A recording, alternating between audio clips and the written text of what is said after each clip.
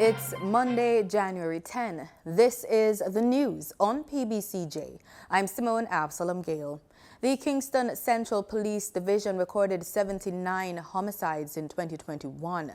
Parade Gardens, which falls within that division, is now the focus of a zone of special operations, ZOSO, which has been declared for 60 days.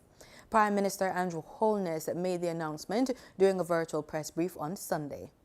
Prime Minister Andrew Holness says the security operation is necessary based on rampant criminality, gang fear, escalating violence and murder, and threat to the rule of law and public order in the community.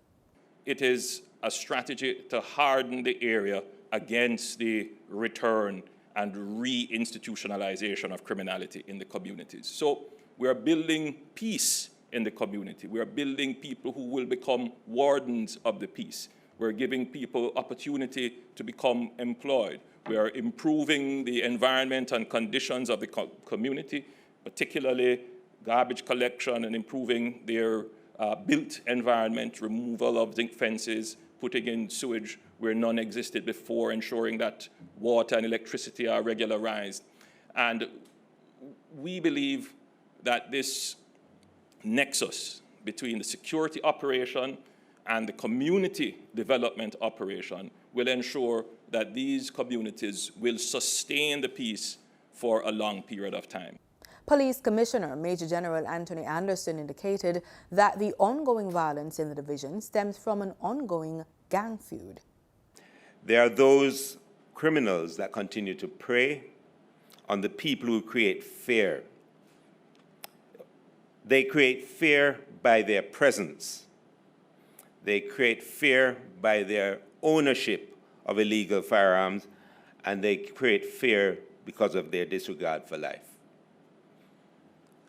These gangsters don't need to have their weapon on them to create fear in a community, and therefore every measure that we take needs to separate those people who create that kind of fear. Chief of Defense Staff for the Jamaica Defense Force, Lieutenant General Rocky Meade, says the ZOSO will give the security forces temporary additional powers of search, arrest, and detention.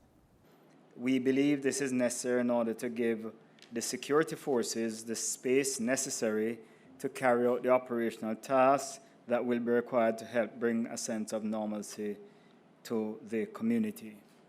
Despite that increase in power, the JDF head is assuring residents that their rights will be safeguarded as the security forces conduct their duties in the area. We want to assure citizens that both the JDF and JCF troops have been adequately trained and oriented to ensure the protection of the human rights of all Jamaicans.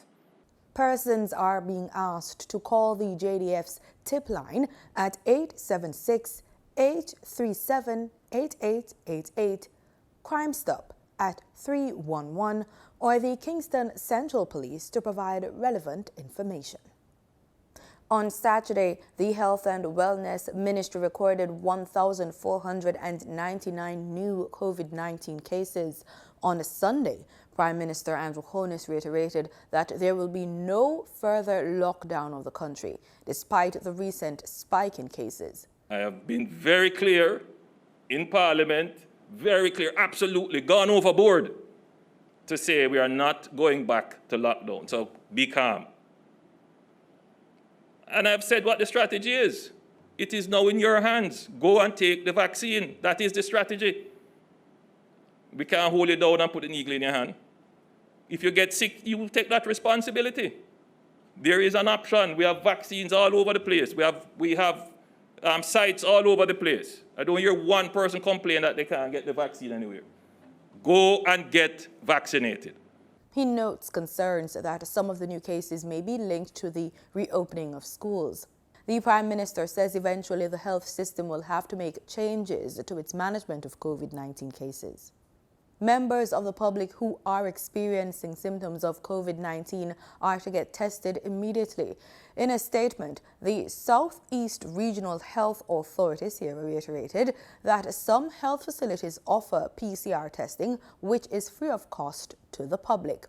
Persons are being asked to make appointment for PCR testing in Kingston and St. Andrew by calling the Emergency Operations Center for the Health Department at 876-926-155022 or call 876-317-9680-1. Walk-in testing is available at the Morant Bay Health Center, St. Thomas, from Monday to Friday at 9 a.m. to 3 p.m. You can make an appointment for testing in St. Catherine by calling the Health Department's Emergency Operations Center at 876-547-5791. The health departments will make contact with individuals to give them their results, which usually take 3 to 4 working days after tests are conducted. In related news, the Health and Wellness Ministry is reminding the public that the Jamaica National Agency for Accreditation, an agency of the Ministry of Industry, Investment and Commerce, is the only local entity with the responsibility to accredit laboratories to conduct COVID-19 testing. Private laboratories are advised to visit JANAAC website at www.janaac.gov.jm for information on accreditation for COVID-19 testing. The list of accredited entities is on its website, where members of the public can verify whether the lab they wish to engage for testing has been approved to conduct COVID-19 testing. The Ministry of Health and Wellness encourages all interested parties to register for accreditation. Residents of Manchester are set to benefit from a free medical camp at the Northern Caribbean University, NCU, in Mandeville, Manchester on Sunday, January 23. The High Commission of India in Jamaica will be hosting the event as part of activities commemorating India Diaspora Day on Sunday, January 9, and marking its 176th year since the arrival of Indian immigrants. The camp will be supported by Indian community doctors, pharmaceutical companies, and NCU. India's High Commissioner to Jamaica says there are plans to have a medical camp in each parish over the next 5 to 6 months. He says the main purpose of the outreach is to aid residents in rural communities who are in need of basic medical services. According to a 2020 UN study, the Indian diaspora is the largest in the world, with an estimated 18 million souls of Indian ancestry living outside of the homeland. January 9 is recognized globally as India Diaspora Day. Here in Jamaica, the local Indian community celebrated the day with an evening of culture and testimony. We get more from Carl Francis. Several distinguished members of the local Indian community observed Diaspora Day on Sunday, January 9, at the offices of the Indian High Commission. Among them was business luminary Kenny Benjamin. I'm so proud. What the Jamaicans are doing, Indians are doing for Jamaica. And I can guarantee you a lot of you will not return home. You'll be like me. You come and you fall in love. There are so many differences and yet so many similarities between India and Jamaica. And I like the Jamaican culture. I've been encouraging Indian culture to come to Jamaica over the years, and I think I've brought in at least 4 or 5 sets of musicians, singers, dancers from India to Jamaica to expose the Indian culture as well. A running theme throughout the evening was that of the bond that has formed between Jamaica and India. Coming March, I'll finish 20 years in Jamaica. So when I came to Jamaica, I never thought I was going to spend so much time here. But after coming here, I found actually I was a Jamaican in my previous birth. I'm a Hindu by religion, so Hinduism talks about reincarnation. So I traveled length and breadth of Jamaica. Probably most Jamaicans probably never traveled. So I go to Cave Valley, Mackenzie, Abukar, in Santan, to Swift River and Portland, all deep places. So wherever I go, I have this feeling called deja vu. I feel like I was there before. Anyhow, that's one part of me. And the next part is the love and affection I get from my patients every single day. I cannot thank enough. I don't know what is it, but they just love Indian doctors. Another theme was the positive aspects of Indian culture, such as the strong sense of community and family. Guest speaker Attorney General Marlene Malahoo Fort echoed pride in her mixed ancestry and the lifelong values instilled by her Indian father.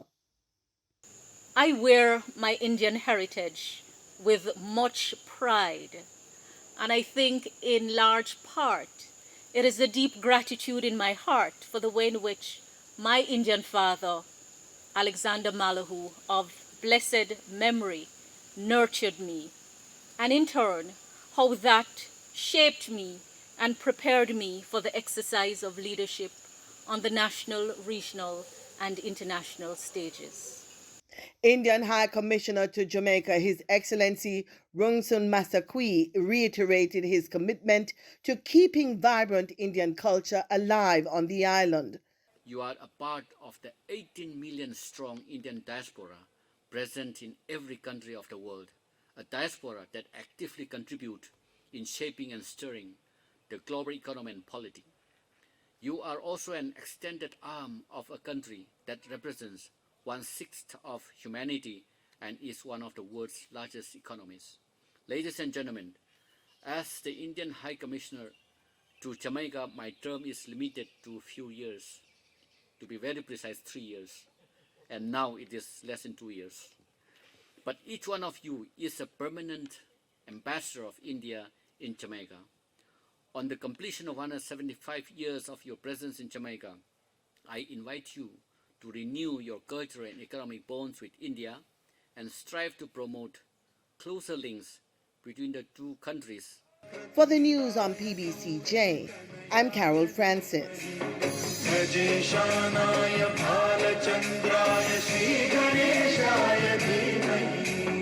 Power company JPS has upped the minimum deposit needed for reconnections. The details of that story, plus other market details, are in this quick business report with Gabriel Thompson.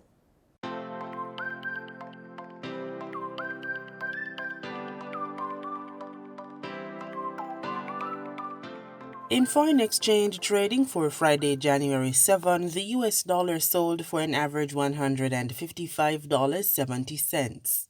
The Canadian dollar ended trading at $118.83. The pound sterling traded for $209.87, and the euro sold for an average $177.69. In Friday's trading session, the JSE Combined Market Index declined by 2,484 points to close at under 400,000 units.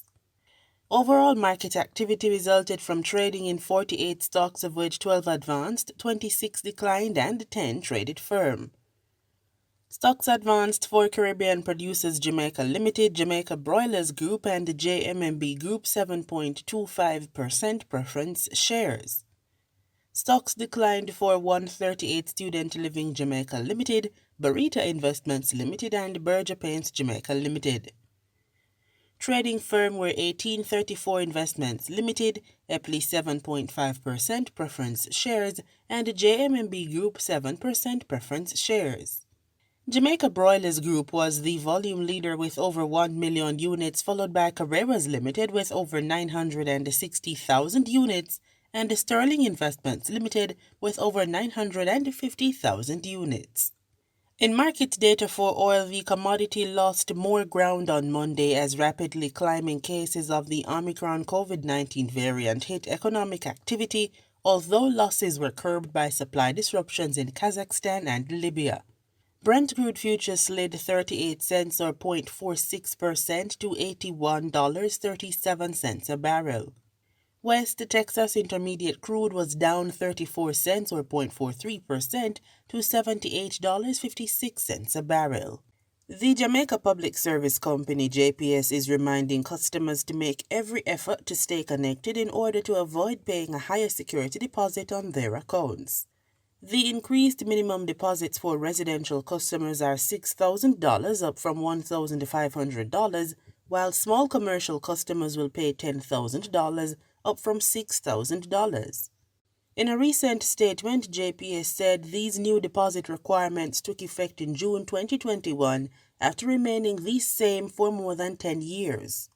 The company says all new customers are required to pay the new security deposits. However, existing customers will only be affected if their accounts are disconnected multiple times.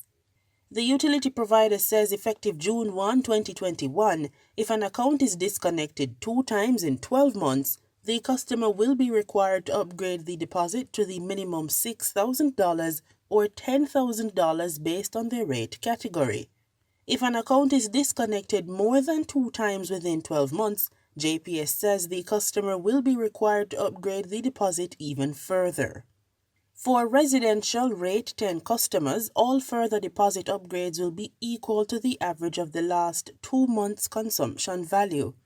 For small commercial Rate 20 customers, JPS says all further deposit upgrades will be equal to the average of the last 3 months' consumption value. The company says customers can avoid the higher security deposit by staying up to date with their bill payments or by choosing their prepaid service. Explaining the decision to hike deposit costs, JPS says it continues to be lenient in enforcing the provisions of the terms and conditions of service, but increasing bad debt among routinely delinquent customers has left the company, quote, little choice but to increase the minimum deposit requirements, end quote. JPS says the new deposit levels are more in line with the average debt exposure per customer per month. For the Business Report Inside the News on PBCJ, I'm Gabrielle Thompson.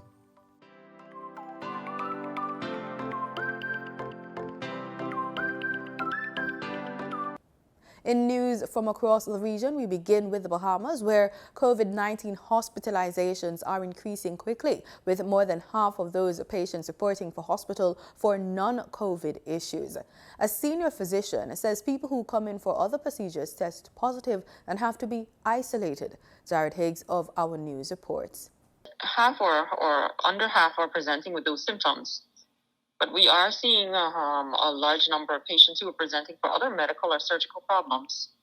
Director of the National HIV/AIDS Infectious Disease Program, Dr. Nakia Forbes, highlighting a unique challenge during this fourth wave. More than 80 COVID cases were in hospital this week. However, a number of them were admitted for non-COVID care. Yes, they're included in the hospitalized patients because once that happens, they would need to be in a COVID isolation ward. Forbes describes the Omicron variant that officials suspect is the dominant strain impacting the country as more mild with typical flu-like symptoms, including sore throat, runny nose, coughs, muscle aches, and pain and fever. However, the vast amount of cases have resulted in a sharp increase in patients hospitalized with COVID. Those who are ill are having some serious symptoms. But we are still seeing persons who are presenting with more severe symptoms like shortness of breath and difficulty breathing. That is. Forbes says while Omicron has demonstrated an ability to break through vaccinations and infect fully vaccinated individuals, there's no doubt that the most seriously ill patients are those who haven't gotten the jab. We are still seeing persons the sicker patients, the ones who can't breathe and have to be admitted into the intensive care unit and need a lot of oxygen. Those persons are unvaccinated. Doctors Hospital CEO Dr. Charles Diggis says they are seeing a similar trend, with unvaccinated patients requiring the most care. It is unusual to find in that population so far during this particular surge. We certainly have yet to find an individual who's either fully vaccinated or boosted. The Ministry of Education in Grenada has advised that only schools that are able to accommodate all students using the 6-foot distancing will operate at its full capacity from next week. The president of the Grenada Union of Teachers has called on parents to make the right decision in sending their children out to school on Monday. More from GBN News. Schools that are not able to accommodate all students using the 6-foot distancing for the full face-to-face learning as of Monday have been provided with guidance for online learning arrangements going forward.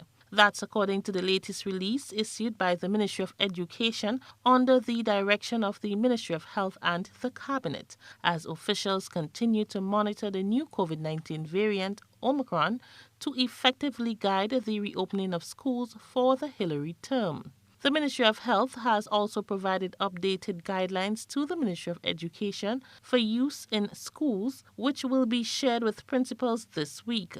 Parents are also advised not to send their children to school if they exhibit flu-like symptoms. Meanwhile, President of the Grenada Union of Teachers, Jude Bartholomew, is calling on parents to make the right judgment in sending their children out to school on Monday, as the number of COVID-19 cases continue to grow by the hundreds. He said while teachers will be out in institutions ready to teach, the union stands by their advice to the government that schools should not be reopened in full at this time, as it places both students and the teachers in danger. As we said last year, with COVID, where children or teachers probably would have contracted the virus in school, and they would have indicated that they would have notified the correct authorities in terms of they come down with the virus or signs of the virus and such, and they want to be tested, and the length of time, the delay in which persons are tested, whether children or our teachers. And this could create a big problem in terms of the spread of controlling the COVID situation. But sometimes we, basically teachers and principals, we face with the situation where a lot of things were promised and things should be done, and at the end of the day, it is the principal in schools and the teachers that have to do all sort of things to implement what the Ministry of Public Health and the Ministry of Education would have designed and say that they will do, and they fail to do. Bartholomew explained that while the government promised to implement regular testing in schools to contain and monitor the spread of the virus, this may be far from reality. He notes that on many occasions, schools are faced with the burden of empty promises as resources are not there to effectively roll out strategies. We would have weighed the evidence, put all the information to the general public, to the parents. Parents, we are saying to the parents that the parents want their children to be educated, but at the same time, they realize what is taking place in Grenada with the onslaught of COVID-19 and with this variant. So the parent will use the wisdom, let wisdom prevail, and make that call and a judgment. We look forward to teaching the nation's children face to face. But with all what we say now, we don't feel that the time is right. For GBN News, I am Rena Pett Thomas reporting. In Trinidad and Tobago, the Supermarket Association says food prices will continue to rise. There is heavy resilience on imported goods. Karen Kozia-Phillip reports. Over the past week, several manufacturers in the food industry announced a rise in their prices, from flour to bread to beer and milk-based drinks. Now comes word that local chicken prices are also set to raise by some 4% from Monday. President of the Supermarket Association, Rajiv Dipti, doesn't see the prices of fast-moving consumer goods going down anytime soon. As long as we're not making it, as long as we're not growing it, as long as it doesn't come out of the ground and we have to import it, then we're going to be buying at the prices on the market. That is the reality of the situation. Mr. Dipti believes the agriculture sector has a lot of potential as arable lands are available. He says, however, there also needs to be a change of people's mindset. You can have cassava flour, potato flour, even Edo's flour, but will the consumer go fit? Will the consumer doubles made with that kind of flour? People have their preferences and they very much like to stick to it. President of the Shogunist Chamber of Commerce, Richie Sukai, agrees. However, he wants to see more attention paid to the issues faced by farmers, such as poor drainage and stiffer penalties for predial larceny. He says there's also the issue of a shortage of labor in the agriculture sector. We do have a labor shortage where to get people to work these lands, they just simply don't want to work. That is why we have some sort of imported labor, or the migrants are used, are utilized basically to help plow the fields, and they have been doing a fabulous job, right? The president of the Supermarket Association says more also needs to be done in the area of downstream industries, such as agro-processing and packaging. Karen Kozia-Phillip, TTT News. Still in Trinidad and Tobago, if the Summary Offences Amendment Bill 2021 is passed, fireworks can be discharged for 1 hour on public holidays and 1 hour and 30 minutes on December 31st. A copy of the 15-page draft legislative proposal is currently available on the Ministry of the Attorney General and Legal Affairs website for public consultation, which is ongoing until January 26. We get more from TTT News' Kimberly D'Souza. The Summary Offences Amendment Bill 2021, more commonly known as the Fireworks Bill, seeks to regulate the use of fireworks by way of a permit system and to make breaches of the law a ticketable offence. The fourth clause of the bill includes a definition for fireworks, which means a device other than a distress signal or a toy firework, a Roman candle or other article specially designed for the production of a pyrotechnic or sound effect. Clause 5 seeks to repeal Sections 99 to 101 of the Act to mandate that persons apply to the Commissioner of Police for a permit to discharge fireworks. Those who apply for a permit for fireworks must state the type and amount of fireworks they wish to discharge. They must also state the location, date and time during which the fireworks may be discharged, as the permit will only be valid according to the information specified. If a person has been granted a permit to discharge fireworks, they must inform the Fire Service, Civil Aviation Authority, Environmental Management Authority, and the municipal corporation in which the fireworks will be discharged. This must be done at least 14 days before the fireworks are discharged.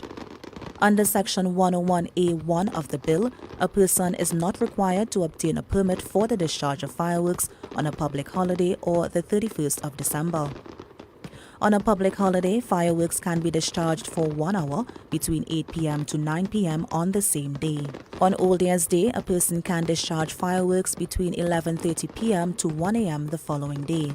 The bill further states that persons shall not discharge fireworks within a half-mile radius of a hospital, home for the elderly, zoo, forest reserve, national park, or farm where animals are reared. Anyone in breach of the legislation shall receive a fixed penalty notice, which must be paid within a specified time frame. A copy of the bill can be sourced on the ministry's website at agla.gov.tt.